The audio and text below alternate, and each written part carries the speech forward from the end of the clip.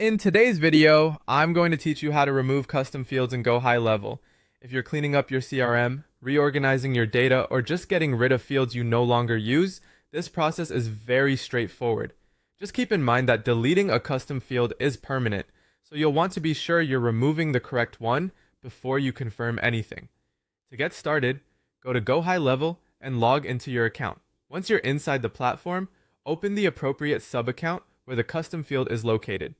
This is important because custom fields are managed at the sub-account level, so you need to be in the correct workspace before making any changes. After you've opened the right sub-account, look over to the left-hand side of the screen and click on Settings.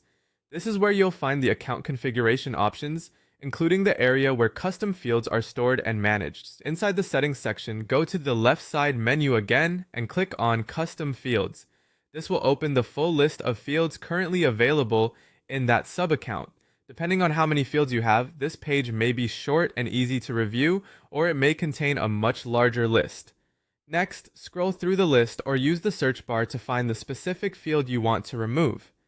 If you already know the name of the field, using the search bar can save time and help you avoid deleting the wrong one. It's always a good idea to double check the field name before moving forward, especially if you have several fields with similar labels. Once you've found the correct field, click the trash can icon next to it. In some versions of the interface, you may see 3 vertical dots instead. If that's the case, click those dots and then choose the delete option from the menu that appears.